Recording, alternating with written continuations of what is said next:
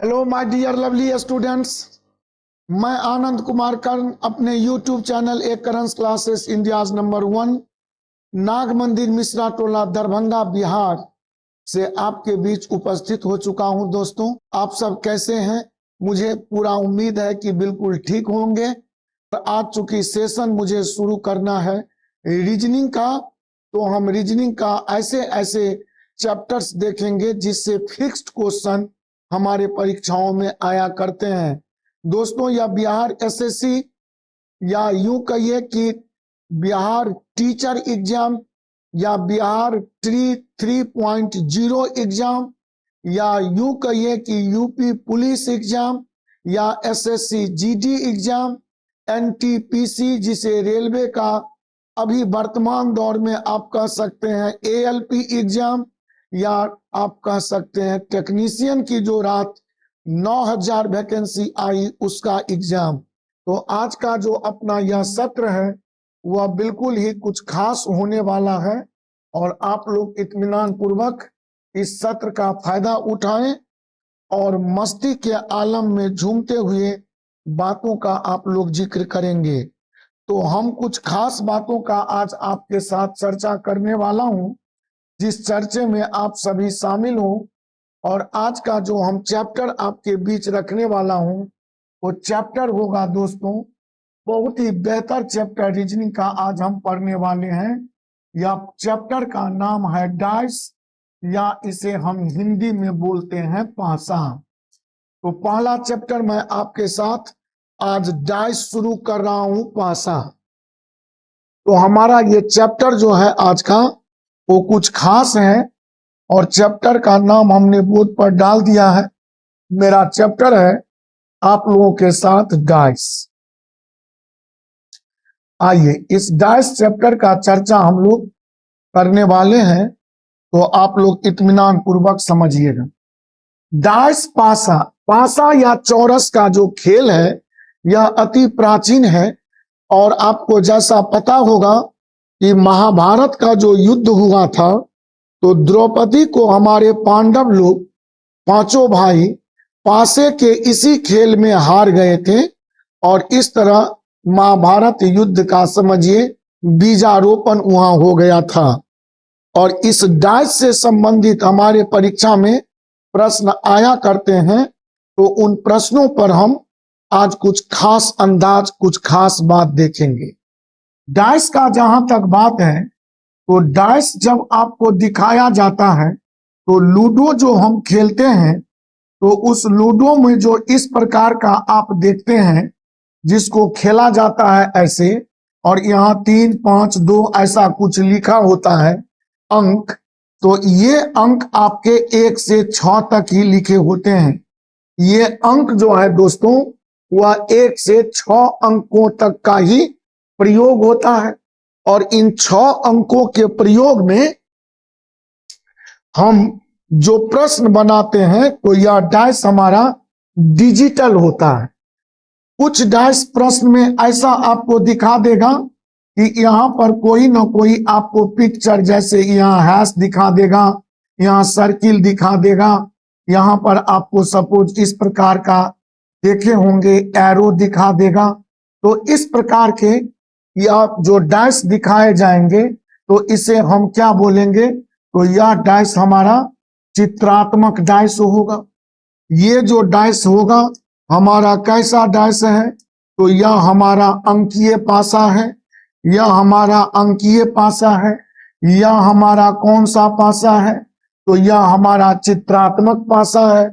कभी कभी डाइस को इस प्रकार दिखाएगा कि इसके आपके यहाँ पर लिख देगा लाल, यहाँ लिख देगा पीला, यहाँ लिख देगा आपका सफेद, ऐसा कुछ लिख देगा रंग। तो यह आपका कौन डाइस कहलाएगा, तो इसे हम कहेंगे रंगीन पासा। अब डाइस या तो अंकीय दिखाए या डाइस चित्रात्मक दिखाए या डाइस आपका कैसा, तो आपका डाइस रंगीन दिखाए। तो इस डाइस जो इस रूप में आपको प्रश्न में दिखाता है तो इसी डाइस से संबंधित बातों का जिक्र हमको करता है और हमसे प्रश्न पूछे जाते हैं। बिल्कुल धैर्यपूर्वक क्लास के अंत तक बने रहिएगा। एक एक प्रश्न आप डाइस का बना देंगे। तो इसमें आपको समझा दूं, कोई भी डाइस या पासा जब हमको दिखाए जाते हैं तो इसके 3 सतह दृश्य या विजिबल होता है और 3 सतह अदृश्य होता है। जैसे ऊपर 3 है तो इसके तली में या पेंदी में कोई ना कोई अंक लिखा होगा। सामने 5 है तो इसके पीछे कोई ना कोई अंक होगा। इसके दाएं 2 है तो इसके बाएं भी कोई ना कोई अंक होगा। इसी तरह ऊपर में हैश है तो हैश के नीचे में कोई ना कोई चित्र होगा। दाएं अगर ऐसा एरो है तो बाएं कोई ना कोई चित्र होगा। सामने अगर 0 है, सर्किल है, तो पीछे में कोई ना कोई चित्र होगा। और इसी प्रकार के ये भी डैश, ऊपर में लाल, दाएं सफेद, सामने पीला करके रख दिया है। तो डैश त्रिविमीय आकृति होती है जिसमें 3 सतह स्पष्ट दिखा दिए जाते हैं और 3 सतह को ओझल कर दिया जाता है।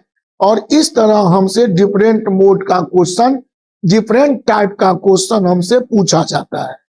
तो सवाल है कि आप इतना समझिए कि जब डाइस चित्रात्मक होगा या डाइस रंगीन होगा तो इस डाइस को हम साधारण पासा, साधारण, या इसे हम जनरल डाइस के नाम से जानते हैं। इसे जब डाइस आपका चित्र में दिखाएगा या डाइस आपके रंग में दिखाएगा या यूं कहिए कि डाइस फिगर में दिखा दे या डाइस कलर में दिखा दे तो इसे आप साधारण या जनरल पासा कहेंगे। जनरल डाइस की संज्ञा इसे देंगे। जब डाइस आपको अंक में दिखा देगा तो अंकीय पासा या तो हमारा जनरल हो सकता है, अंकीय पासा या तो हमारा जनरल हो सकता है या तो अंकीय पासा हमारा स्टैंडर्ड हो सकता है। जनरल जिसे हम साधारण पासा कहते हैं तो स्टैंडर्ड को हम क्या बोलते हैं? आदर्श या इसे मानक। आदर्श या इसे मानक, स्टैंडर्ड डाइस हम बोलते हैं आदर्श या मानक पासा। अब हम सारी बातों का क्रमशः बहुत इत्मीनान पूर्वक एकदम आपको अभी तक हमने जो समझाया उसको आप गौर से देखिएगा कि जब डाइस चित्र के रूप में या डाइस रंग के रूप में दिखाए तो यह हमारा जनरल डाइस होगा। जब डाइस हमारा अंक के रूप में दिखाए तो वो हमारा जनरल भी हो सकता है या वो हमारा स्टैंडर्ड भी हो सकता है। अब कब क्या होगा इन तमाम बातों का चर्चा अभी अभी हम आपके साथ करने वाले हैं। अब आप लोग इत्मीनान पूर्वक देखेंगे। आइए तो अब गौर से समझिए। सबसे पहली बात हम पढ़ने जा रहे हैं अंकीय पासा। अंकीय पासा जिसको हम लोग बोलेंगे डिजिटल डाइस। डिजिटल डाइस जिसे हम क्या बोलेंगे? अंकीय पासा। बिल्कुल इत्मीनान पूर्वक, धैर्य पूर्वक वीडियो के अंत तक सब आदमी बने रहिएगा। ये जो हमारा डिजिटल डाइस या अंकीय पासा है तो उसका पहला फॉर्म हम देखना चाह रहे हैं स्टैंडर्ड। स्टैंडर्ड डाइस हम किसको कहेंगे? स्टैंडर्ड डाइस हम किसको कहेंगे? तो स्टैंडर्ड डाइस किसको कहेंगे इसे हम लोग समझें। जैसे मान लीजिए कि आपको हम अभी अभी यहाँ पर 3 डाइस दिखा दूं। अभी अभी यहाँ पर हम आपको 3 या 4 डाइस इस प्रकार से दिखा दूं भैया। 4 डाइस मैं आपके सामने दिखा रहा हूं किसी एक प्रश्न के लिए। और यहाँ लिख दूं 2, यहाँ लिख दूं 3, यहाँ लिख दूं 4, यहाँ 1, यहाँ 5, यहाँ 3, यहाँ 2, यहाँ 6, यहाँ लिख दूं 3, यहाँ 4, यहाँ 5, यहाँ लिख दूं 1। इस डाइस में आप गौर करके चारों डाइस में देखिए। चारों डाइस को बारी बारी से देखिए और इसमें दिखाए गए दिखाए गए पासा समूह, दिखाए गए पासा समूह। अभी पासा समूह हमारा 4 डैश दिखाया है, तो दिखाए गए पासा समूह में यदि किसी भी पासे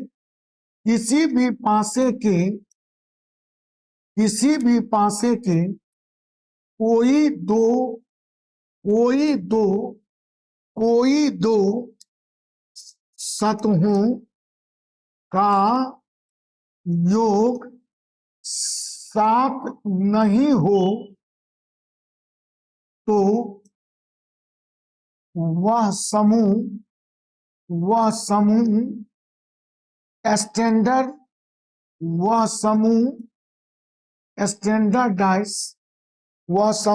स्टैंडर्डाइज का होता है। वह समूह स्टैंडर्डाइज का होता है। दिखाए गए पासा समूह में यदि किसी भी पासे के कोई 2 सतहों का योग 7 नहीं हो तो वह समूह स्टैंडर्डाइज होता है। जैसे यहां समझिए क्या लिखा हूं। अगर इस परिभाषा को न समझ पाए हो तो यहां गौर से ध्यान दीजिए। इस डाइस में 3 सतह, किसी भी डाइस में 3 सतह आपको दिख रहा है। अब इसमें एक सतह पर है 2 और एक सतह पर है 3, तो 2 + 3 5 होगा। 7 नहीं होना चाहिए। तो 2 3 5 और 3 4 7। तो यहां हम एक काम करते हैं, सपोज एक ही रख देता हूं। तो 2 3 5, 3 1 4, 1 2 3। तो 2 ही सतह को जोड़ने से इसमें 7 नहीं हुआ तो कहेंगे यह स्टैंडर्डाइज है। यहां जोड़िए 5 + 3 8, कहेंगे 7 नहीं हुआ। 3 + 1 4 7 नहीं हुआ। 1 + 5 6 7 नहीं हुआ, तो ये भी हमारा स्टैंडर्ड है। इसमें जोड़िए 6 + 3, बोलेंगे 9 7 नहीं हुआ। 3 + 2 बोलेंगे 5 7 नहीं हुआ। 2 + 6 8, कहेंगे 7 नहीं हुआ। 4 + 1 5 7 नहीं हुआ। 1 + 5 6 होगा, 7 नहीं हुआ। 5 + 4 9 7 नहीं हुआ। ये दोनों डाइस स्टैंडर्ड है, अर्थात यह पूरा ग्रुप आपका स्टैंडर्ड हो गया। अगर इसमें कोई एक भी ऐसा डाइस जिसके 2 सतहों का योग 7 हो जाता और बाकी में 7 नहीं होता तो एक डाइस को तब हम जनरल कह देते। और इस तरह 7 जो ही 2 का जोड़ हो गया तो बाकी और डाइस जो उस ग्रुप में है वह स्टैंडर्ड होते हुए भी आपका जनरल ही होगा। तो अभी कोई इस ग्रुप में 4 के चारों डाइस में से कोई हमारा जनरल नहीं है, इसीलिए यह ग्रुप ऑफ स्टैंडर्ड है। और स्टैंडर्ड डाइस के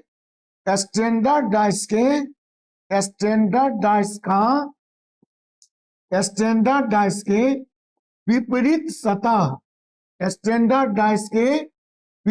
सतहों का योग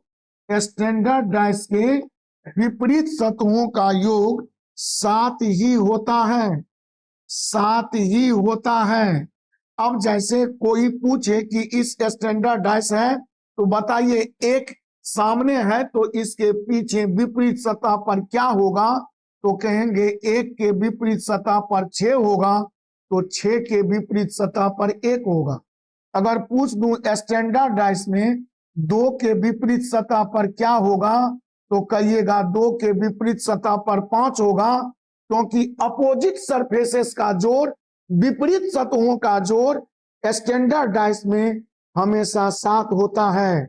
विपरीत सतहों का जोड़ एक दृश्य सतह और उसका अपोजिट अदृश्य सतह का जो जोड़ होगा वो हमेशा 7 ही होगा। तो 2 के विपरीत 5, तो 5 के विपरीत 2, 3 के विपरीत 4, तो 4 के विपरीत 3, और इस तरह यह स्टैंडर्ड डाइस का प्रॉपर्टी या गुणधर्म है। मुझे लगता है दोस्तों कि इतनी बात आप सबको समझ में आ गई होगी। ये स्टैंडर्ड डाइस को समझ गए। स्टैंडर्ड डाइस का मतलब क्या होता है? स्टैंडर्ड डाइस हमेशा डिजिटल डाइस में ही हो सकते हैं, जिसमें 1 से लेकर 6 तक के अंकों का प्रयोग होता है। क्योंकि डाइस में 6 सतह होते हैं, तो उसमें 1 से लेकर 6 तक के अंक ही लिखे जाएंगे 6 के 6 सतह पर। तो इस तरह आपको इतना जानकारी होना चाहिए कि स्टैंडर्ड डाइस, फिर समझा दूं, दिखाए गए पासा समूह में यदि किसी भी पासे के कोई 2 सतहों का योग 7 नहीं हो, तो वह समूह स्टैंडर्ड डाइस का होता है। स्टैंडर्ड डाइस के विपरीत सतहों का योग 7 ही होता है। स्टैंडर्ड डाइस के विपरीत सतहों का योग 7 ही होता है। इतना समझ में आ गया। अब इसमें आपको चेक कर दूं, जैसे 4 1 2 ही को मात्र जोड़ना है। 4 1 5 कहेंगे, 7 नहीं हुआ। 1 5 6 7 नहीं हुआ। 5 4 9 7 नहीं हुआ। 6 3 9 7 नहीं हुआ। 3 2 5 7 नहीं हुआ। 2 + 6 8 7 नहीं हुआ। ये दोनों स्टैंडर्ड हो गया। 5 3 8 कहेंगे, 7 नहीं हुआ। 3 + 1 4 मतलब 7 नहीं हुआ। 1 + 5 6 मतलब 7 नहीं हुआ। तो ये तीनों डाइस हमारा स्टैंडर्ड है, और इसमें 2 3 5 3 1 4 1 2 3, अर्थात यह पूरा ग्रुप स्टैंडर्ड है। और स्टैंडर्ड डाइस में कोई पूछ दे 2 का अपोजिट क्या होगा, तुरंत बोलेंगे 5 होगा। 3 का अपोजिट क्या होगा, तुरंत बोलेंगे 4 होगा। 1 का अपोजिट क्या होगा, तुरंत बोलेंगे 6 होगा। क्योंकि स्टैंडर्ड डाइस के अपोजिट सरफेस का जोड़ सदैव सदैव ऑलवेज 7 ही होता है, 7 ही होता है। इतनी जानकारी आप लोगों को मिल गई मस्तान सब। आइए अब मैं आप लोगों के साथ थोड़ा सा आगे चलता हूं। अब अगर डाइस हमारा जनरल है, तो जनरल डाइस में अपोजिट सतह कैसे बताएंगे? तो हम आगे देख रहा हूं कि to find opposite surface in a general group of dice, हम अपोजिट सरफेसेस फाइंड करना चाह रहे हैं। किसमें? तो जनरल ग्रुप ऑफ डाइस, ऐसा डाइस जो जनरल ग्रुप का है, उसमें कैसे अपोजिट पता करेंगे? तो इसके लिए बात समझने का प्रयास करें। अब देखिए, तो सबसे इसमें पहला रूल है, उस रूल का नाम लिखेंगे रूल ऑफ टू सेम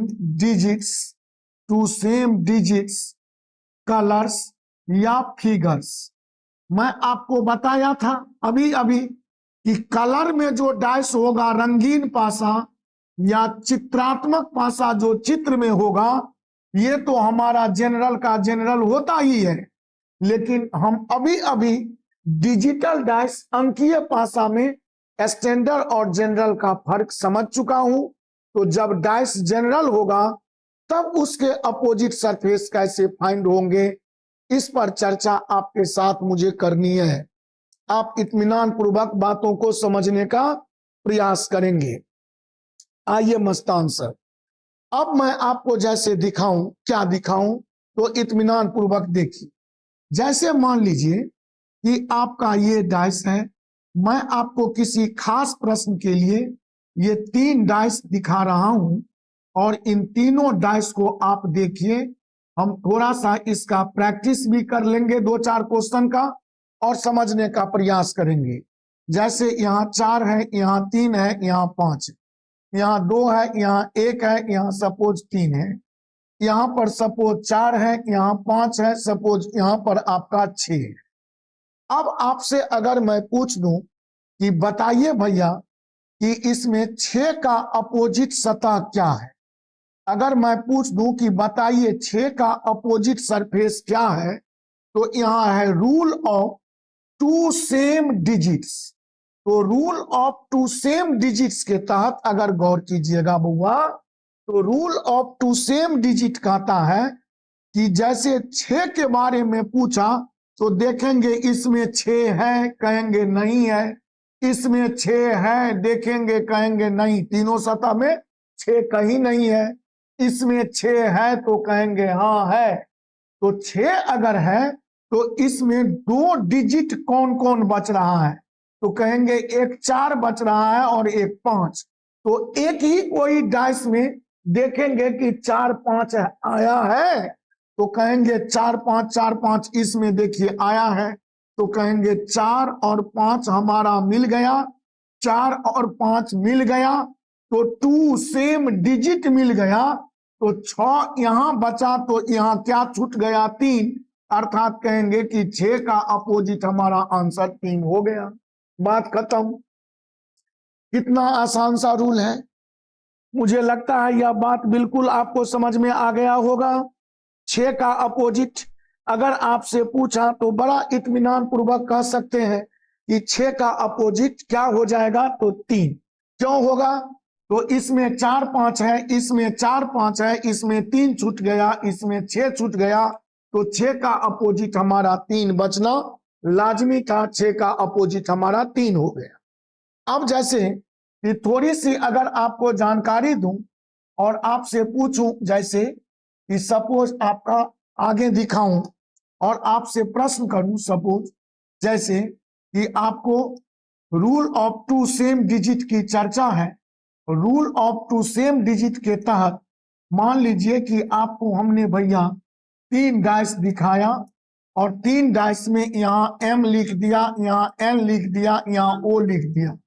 यहाँ आपका m है, यहाँ x है, यहाँ t है, यहाँ पर आपका o है, यहाँ पर n है और यहाँ पर आपका x है। अब मैं आपसे पूछ दूं कि x का अपोजिट बताइए क्या होगा, तो x यहां देख रहा हूं, तो x के अलावे x छोड़ दीजिए, तो mt किसी एक डाइस में होना चाहिए। तो इसमें m है, t नहीं है, इसमें mt है ही नहीं, तो चलिए x देखिए यहां भी है, तो x अगर यहां देख रहा हूं तो बाकी no या on किसी में देखिए है, तो कहेंगे जी सर no या on तो यहां हमको मिल गया, तो कहेंगे no मिल गया, तो x का अपोजिट हमारा m बच गया, और यही है रूल ऑफ 2 सेम डिजिट। मुझे लगता है कोई दिक्कत आपको नहीं हुआ होगा, इतनी जानकारी आपको मिल रहा है। अब मान लीजिए कि मैं आपको दिखाऊं, सपोज आपको मैं 3 डाइस फिर दिखा दूं और 3 डाइस में आपसे मैं प्रश्न करूं, तो आप सबों का प्रश्न बन जाना चाहिए।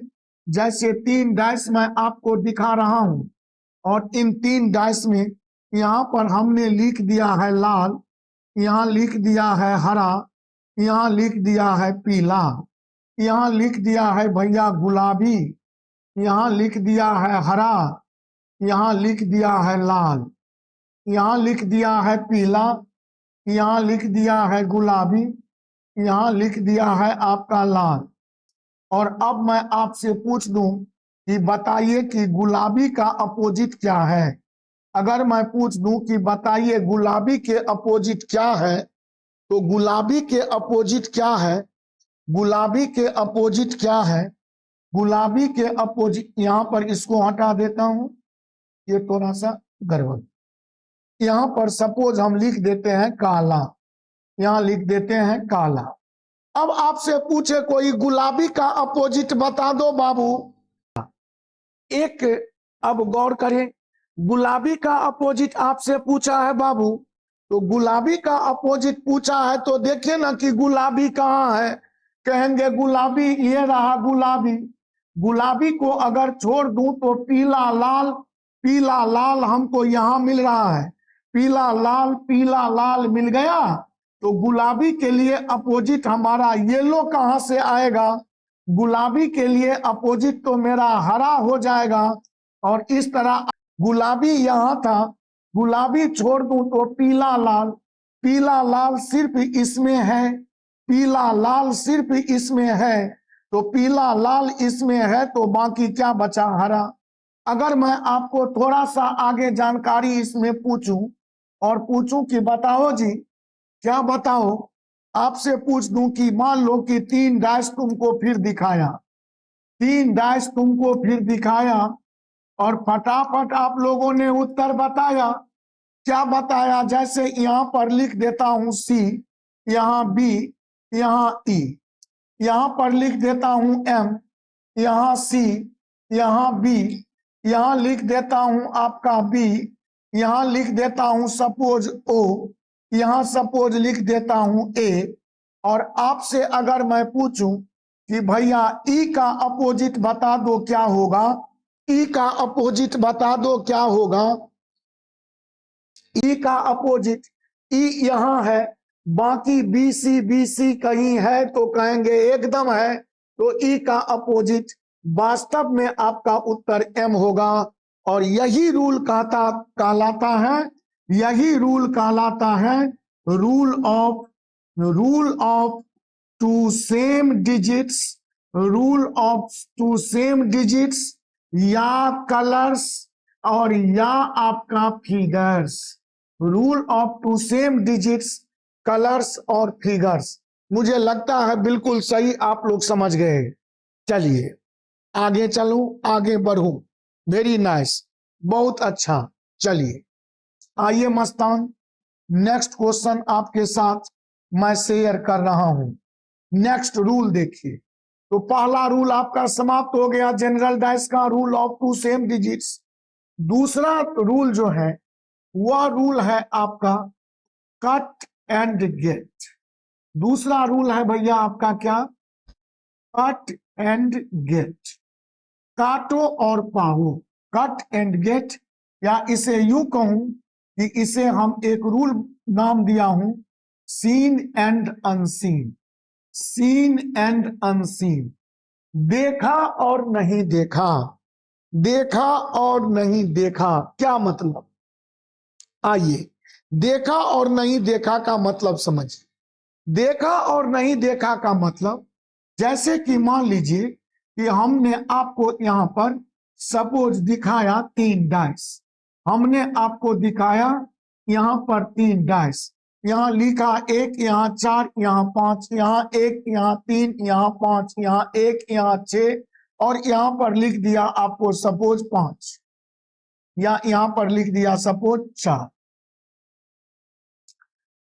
अब आपसे अगर मैं पूछूं कि डाइस इसमें एक का अपोजिट क्या है, सपोज आपसे पूछ दूं एक का अपोजिट क्या है, तो हमारा रूल कहता है कट एंड गेट।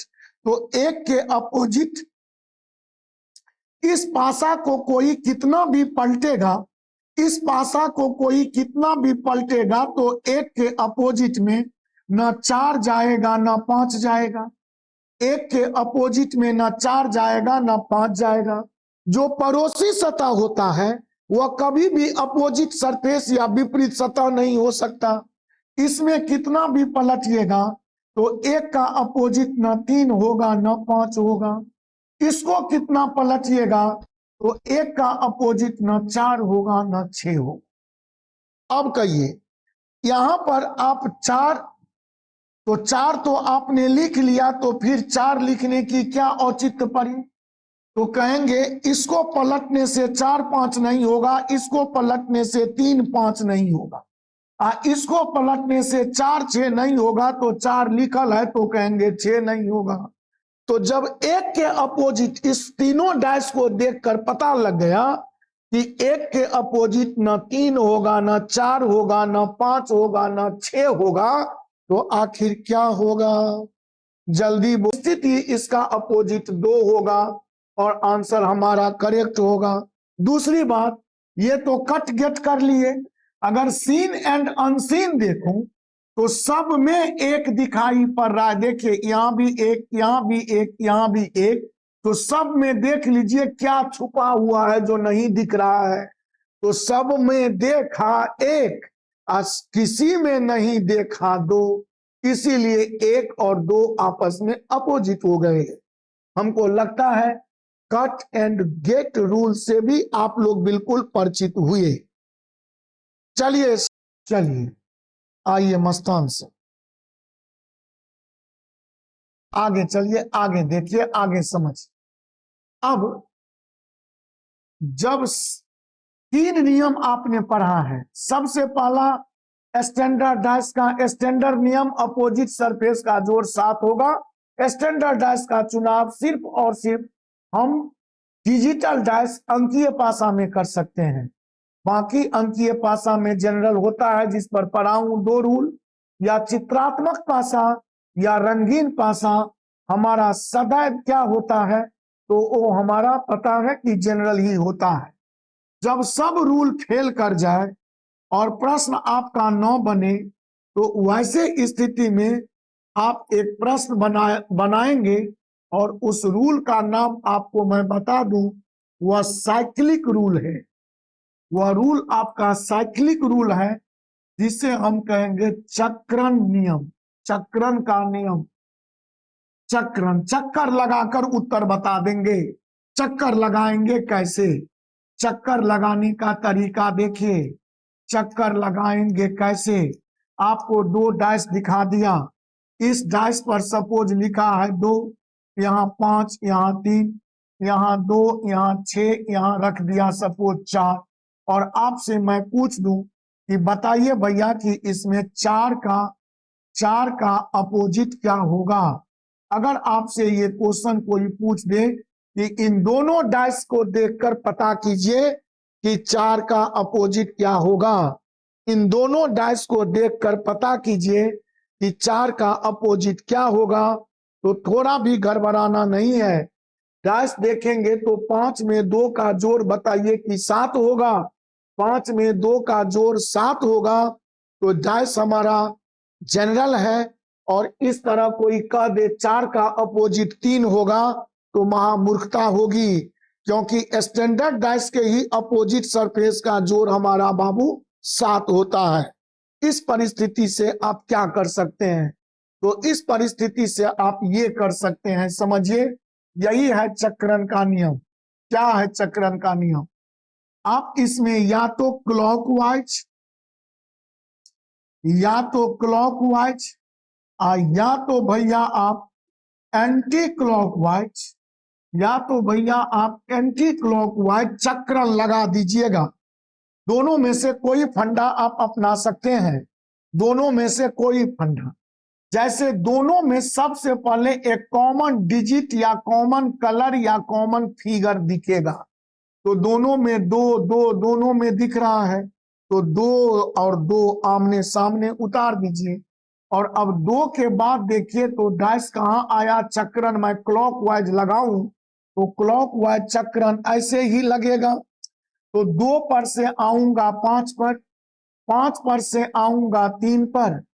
इसमें 2 के बाद क्लॉकवाइज चक्रण ऐसे लगेगा, क्लॉक ऐसे ही चलती है। तो 2 के बाद 6 पर, 6 के बाद 4 पर। अब आपसे पूछा है इसमें 4 का अपोजिट, जो आमने सामने है वही अपोजिट है, कहेंगे 4 का अपोजिट 3 हमारा उत्तर हो गया। अगर 5 का अपोजिट पूछा होता तो 6 होता, या 6 का अपोजिट 5 होता। अगर 2 का अपोजिट पूछा होता तो जो नहीं दिख रहा वही ना अपोजिट होगा, तो 2 का अपोजिट 1 हो जाएगा।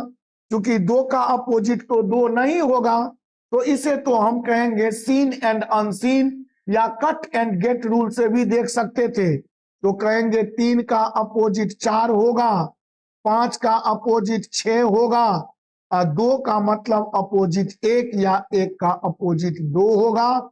इतनी जानकारी हमको इस क्लॉकवाइज से आया। अगर मैं इसमें दोस्त एंटी क्लॉकवाइज ही घूम जाता, अगर मैं इसमें एंटी क्लॉकवाइज ही घूम जाता, तो मामला क्या होता? कुछ नहीं होता, बहुत मजा आता। एंटी क्लॉकवाइज में आप पहले दोनों में कॉमन टर्म दो दो आमने सामने लिख लेते, दो के बाद उल्टा चलेंगे तो ऐसे चलेंगे, कहेंगे दो के बाद उल्टा चलेंगे तो आप ऐसे ही न चलेंगे, तो दो के बाद उल्टा 3 पर, उल्टा 5 पर। इसी तरह इसमें दो के बाद उल्टा 4 तब 6 पर, ऐसे ही चलते, तो दो के बाद 4 उसके बाद 6। अब मैं पूछूं 3 का अपोजिट, तो जो सामने है 4 होगा, 5 का अपोजिट जो सामने है 6 होगा, और 2 का अपोजिट, 2 का अपोजिट तो 2 नहीं होगा, तो 2 का अपोजिट 1 होगा या 1 का अपोजिट 2 होगा। मुझे लगता है इतनी बातें सबको समझ में आ गई होगी। प्रश्न देखेंगे तो पलक झपकते ही उत्तर बोल देंगे, और इस तरह आपके इतने नियम के साथ ये बातें आपकी समाप्त हुई। मुझे लगता है मस्तान सब कि आपको किसी भी प्रकार का दिक्कत नहीं होना चाहिए। जब इतनी बात आपको समझ में आ गई, तो अब मैं अगर इस पर प्रश्न करूं तो प्रश्न क्या करूं? तो प्रश्न करूं तो इसके लिए सबसे पहली बात कि अगर मैं प्रश्न करूं तो आइए प्रश्न आपको मैं अब कुछ दिखा दूं।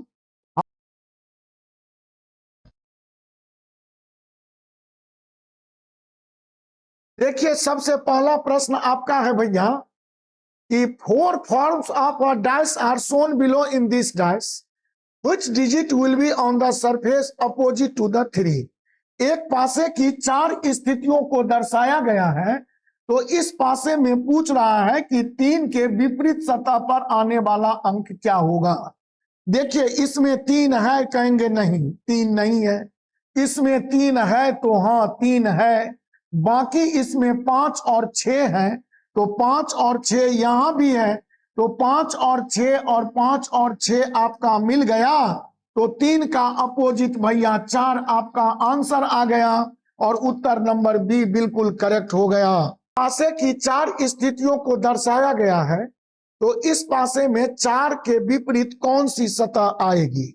अब इसमें 4 के विपरीत पूछ रहा है, तो 4 हमने यहां देखा, तो बाकी 5 और 6 दिख गया, 5 और 6 दिख गया, तो 4 का अपोजिट विद इन सेकेंड बता देंगे, ऑप्शन 1 हो जाएगा, और सी ऑप्शन आपका बिल्कुल करेक्ट हो जाएगा। बारे एक पासे की 4 स्थितियां दर्शाई गई है, इस पासे में डी सतह के विपरीत कौन सी शब्द है।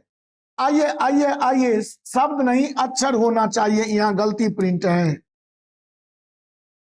चलिए व्हिच वर्ड, खैर चलिए डी के अपोजिट, डी यहां नहीं दिखा, डी यहां नहीं दिखा, हैया डी दिखा, डी दिखा तो बाकी सीई, सीई हैया दिख गया, सीई सीई दिख गया, तो डी का अपोजिट भैया ए आंसर हो जाएगा, ऑप्शन नंबर बी बिल्कुल करेक्ट हो जाएगा।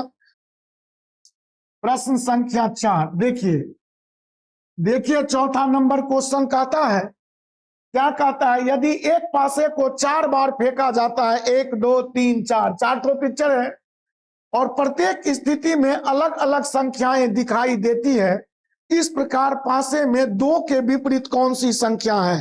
अब कहिए 2 यहां देखा तो बाकी 6 4, 6 4 6 4 6 4 किसी में नहीं देखा, कहेंगे ये फेल कर गया।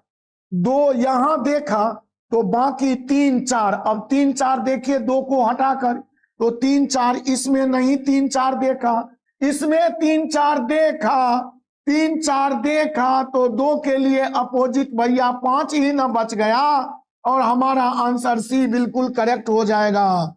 5 नंबर का प्रश्न कहता है, एक पासे की सतह पर 1 2 3 4 5 और 6 लिखा जाता है, नीचे पासे की 4 स्थितियां दर्शाई गई है, इस पासे में 3 के विपरीत कौन सी संख्या होगी। तो 3 के विपरीत 3 छोड़ दूं तो बाकी 2 4, इसमें नहीं है 2 4, 3 को छोड़ दूं तो 2 4, इसमें 2 4 नहीं है, इसमें 2 4 नहीं है, लेकिन 2 4 यहां मिल गया, 2 4 यहां मिल गया, तो 3 का अपोजिट हमारा आंसर 6 बिल्कुल ही करेक्ट आ गया, ऑप्शन नंबर सी। अब यहां पर बिंदी वाला है, बिंदी वाला क्या है? तो एक पासे की, प्रश्न है कि एक पासे की 4 स्थितियों को दर्शाया गया है। इस पासे में 2 विपरीत सतह जिनके योग 7 है मिला दिया जाता है, तो इस पासे में सही को बताइए। माने इसमें कौन सा पासा है जिसके विपरीत सतहों का जोड़ 7 है? इसका मतलब है कि आपसे बाबू स्टैंडर्ड डाइस खोजने को कह रहा है। आपसे बाबू क्या कह रहा है? Standard dice. स्टैंडर्ड डाइस का प्रॉपर्टी है कि 2 सतहों का जोड़ 7 नहीं होना चाहिए। 3 1 4 7 नहीं हुआ। 5 1 6, ये 5 बिंदी है। 5 1 6 7 नहीं हुआ। 5 और 3 8 हो गया, 7 नहीं हुआ। आपका उत्तर यही है, स्टैंडर्ड डाइस। इसमें देखिएगा 5 और 2 7 हो गया, कहेंगे गलत है। इसमें देखिएगा 4 और 3 का जोड़ 7 हो गया, 7 हो गया, गलत है। इसमें देखेंगे 6 और 1 का जोड़ 7 हो गया, ये भी गलत है। अर्थात यही वह पासा है जिसके अपोजिट सरफेस का जोड़ 7 होगा, पड़ोसी सतहों का जोड़ 7 कतई नहीं होगा। स्टैंडर्ड डाइस का यही प्रॉपर्टी है। मुझे लगता है कि आज आप लोगों को निश्चित ही यह क्लास सुंदर लगा होगा, अच्छा लगा होगा। रीजनिंग में जो बिहार एसएससी या बीपीएससी टीचर बैच, या आप कहिए तो यूपी पुलिस बैच, या यूं कहिए सेंट्रल जीडी के लिए, रेलवे एएलपी के लिए, रेलवे टेक्नीशियन के लिए, सबके लिए रामबाण साबित होगा परीक्षा में।